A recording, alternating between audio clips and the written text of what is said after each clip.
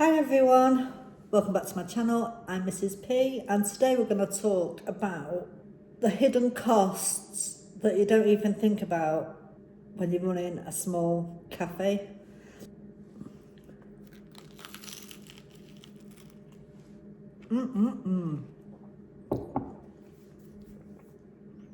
I love a toasted tea cake in the morning.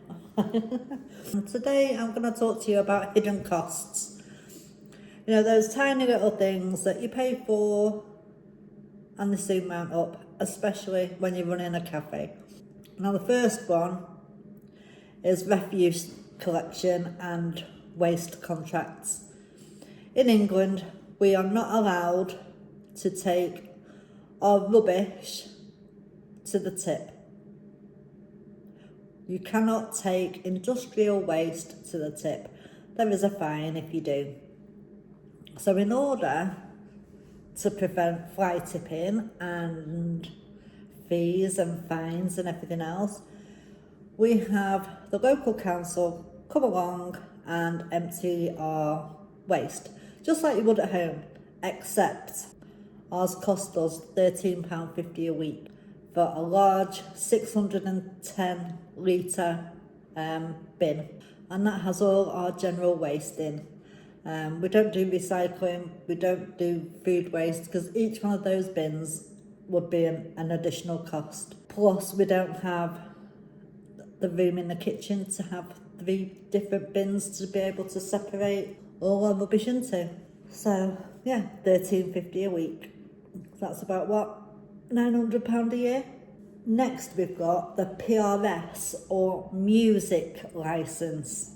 If you go onto the PRS website, you will not be able to find a standardised price or the cost of how much it is going to cost you in order to have the radio on or play music in the background. You know, the ambient sounds that you have when you walk into a cafe, you need a licence for it. Next on the list is the card machine and payment fees. Now, our card machine I bought it outright, so there are no terminal rental fees. Our transaction fees are 1.25%, which is about normal. A lot of the bigger card machine merchants, they charge you for the card machine. They can't charge you for the transaction fees. They charge you for compliance of GDPR. Just in card fees alone, I have paid £1,271.03. That all comes out of your profit. Next on my list is laundry, cleaning and consumables. Things like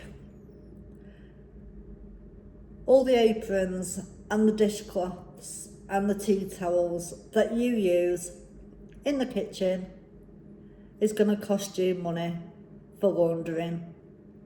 Whether that be you send it to a cleaning contract or you take it home and wash it, there's a cost. Whatever that cost is, comes out of your profit. All these little things mount up. You know, it's not just sprays and cloths and, you know, a big bugbear is blue roll. Blue centrifuge roll costs about £13 for 6 rolls. And you throw it in the bin. Spray, wipe, throw in the bin. Sanitizer, that costs money.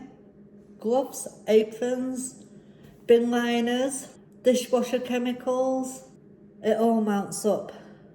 Bin liners cost a fortune. Blue roll costs a fortune. Napkins, you need them. They cost a fortune to be thrown in the bin, but you can't not have napkins. So laundry, cleaning and consumables, that is a lot of money. Another big one, well the biggest one, is equipment, servicing and maintenance. Now the coffee machine, when that has a service, it's £150 plus VAT. Ours isn't a barrister machine, it's just a press a button and off you go kind of machine. So it's £150 plus VAT, and that does not include the water filter. The water filter is an additional £147. If anything goes wrong with the fridge, to get that serviced, I've not had it serviced this year. I'm not going to get it serviced this year. It's just an additional cost that we can't afford at the moment. But if anything goes wrong, obviously I need to get it fixed. That's money. PAT testing. Every year, all our equipment that is over 1 year old requires PAT testing for us to be able to fulfill our insurance, things we have to do for our insurance to be valid. So PAT testing, that's about £100. Extraction cleaning, this is a big one. This is £450 plus VAT, and we have to do that once a year. It's for the extractor fan. We clean it weekly, but it needs to have a proper deep clean by a specialist once a year in order to keep the air fresh and the extraction unit working, basically. It's just like a big cooker hood. So you've got your cooker hood, and then you've got the ductwork that's on the outside that takes all the smelly air away and the grease and whatnot. So that is £450 a year plus VAT. So that's £800, easy. Insurance. Now, this place isn't a standard construction. The kitchen at the back is an extension, which is made from bricks and it's got a flat roof. This main bit here, the cafe area, is basically a shed on stilts with a tiled roof. And the server here that's got where we serve from, that is brick. So it's not standard, it's not a standard thing. So it's a lot to start off with. And then you've got to have your public liability. You've got to have employer's liability. You know, if anything happens and I don't pay my workers, they can claim something through my insurance. If someone falls or injures themselves, they can put a claim in, whatever. The insurance covers the equipment cover as well, and also business interruption, which a lot of companies had during COVID, but a lot of insurance companies didn't pay out. So we're still waiting the results of all the claims from that. Yeah, so the insurance, even though you pay it monthly, it all adds up. Another one is like software and subscriptions. I have to run software for my accountant. So I have accounting software. I have Wi-Fi here. We have a POS system, but ours is including with our card machine. So we just use Square and it's included in that. We don't have anything fancy. Yeah, so it's all subscriptions. Wi-Fi, Canva for doing your social media and everything else, for menus and whatnot. It's all a subscription. So they're all small things, but it all mounts up over the year. The next one is pest control. Now, we are in the middle of nowhere, surrounded by fields and woodlands.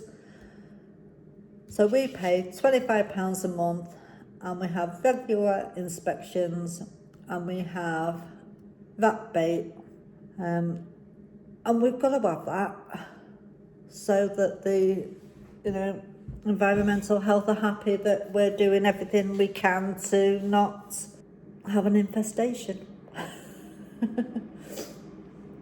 Then we have banking and cash handling costs. So you've already paid the fees on your card payment transactions. But what about the fees for your bank, your actual bank account? Well, we don't have any banks where I live. They've all closed down, so we are reliant on the post office. So in order for me to get change from the post office and to deposit actual cash into my bank account, it costs me £25 a month. £25 a month just so I can deposit cash and get a few pound coins if and when I needed them. And then of course I've got to count and reconciling and everything else of my bank accounts. I don't pay myself for that. The time it takes to go to the post office, you're always queuing for ages. I don't pay myself for that. I don't pay myself the fuel to get to the post office to deposit the cash. So, you either take all card or all cash, but either way, you are going to be paying for it somehow. Somewhere down the line, you will be penalised for taking cash or card payments. And then there's the time-based admin, and this is a biggie. And it's a lot of owners overlook this, but this is the amount of time that you probably don't pay yourself for, the time-based admin. Your rotors, your ordering, your social media, your bookkeeping, you're fixing problems, you're baking cakes. It is one of the biggest expenses that I don't pay myself for. I should do, but as an owner, to keep my costs down and try and keep it in profit, I do not pay myself to do these tasks. So I do baking here 6 hours a week. I do 3 hours a week of banking and rotors, ordering, all that malarkey. If I paid myself minimum wage at £12.21 for the 9 hours that I don't pay myself for, that would cost me an additional £5,714.28 a year. Plus I'd have to pay more fees on that. We also haven't touched the fact that the good old Chancellor of the Exchequer has buggered up all our business rates. So now there is an extra charge for that. So my business rate bill this year has come to £2,140.